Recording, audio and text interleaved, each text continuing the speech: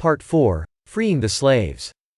The federal government needed to label Southern blacks, sharecroppers, to burden them with the new taxes, so Lincoln began a strong campaign to free the slaves.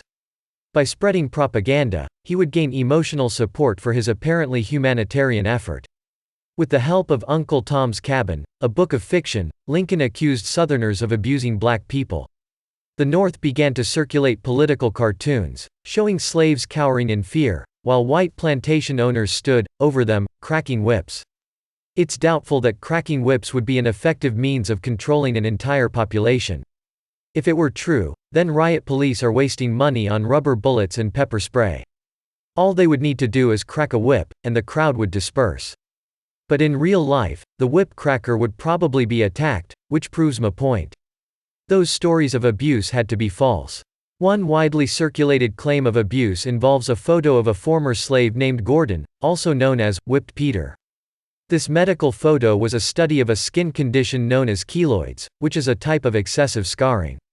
When kelotic skin is cut or scratched, the resulting scars are enormous. Here are some photos of patients who became scarred in a similar way from cuts, abrasions, and even scratching the itch associated with chicken pox. To be fair, it is possible that Gordon did get his scars from being beaten, but if you're going to claim there was a pattern of whipping slaves, you have to show a pattern. Claiming there is a pattern based on only one example is a logical fallacy. I saw an Eskimo with a wooden leg, therefore all Eskimos have wooden legs. What's amazing is, once the Civil War was over, all of the tales of abuse suddenly disappeared. Why? If you can whip a slave, you can whip a sharecropper. But we don't hear stories of sharecroppers being whipped. The fact is, it was all a political campaign, which still influences people's attitudes today. By 1860, slavery was naturally dying out. Many blacks in the South were not slaves. They were free, and owned their own business. They were barbers, farmers, preachers, shoemakers, and merchants. For example, Lunsford Lane of North Carolina made pipes and sold tobacco. Then there were the Southern blacks who did not own their own business, but were not slaves, either. They were bricklayers, carpenters, blacksmiths, bakers, etc., who worked for a living wage, and were not owned by a slave master. However, it was difficult to count the number of free blacks of the South, because only the business owners were considered free men. All others were called slaves. Preventing blacks from voting and restricting travel made it easy to label them as slaves. Lunsford Lane, for example, was still considered a slave, because the North chose not to recognize manumission, which is when a master can free his slaves without government intervention.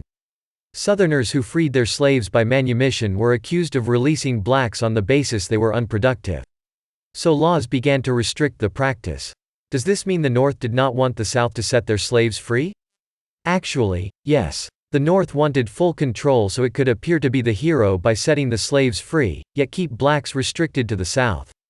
Their plan was simple. Step 1. Rename slaves sharecroppers, instead of allowing them to be free to leave the South. Step 2. Claim sharecroppers get 1/3 of a plantation's profits in the form of wages. Step 3. Force them to pay the federal income tax. Here's the tricky part. Counting so many blacks would make each individual's share fall below the $800 minimum, and the plan would fail. Luckily, they could rely on the 3/5 Compromise of 1787. Initially meant to limit the number of representatives in Congress, it could now exaggerate the dollar amount attributed to each individual. As we learned from Schoolhouse Rock, distribution is important.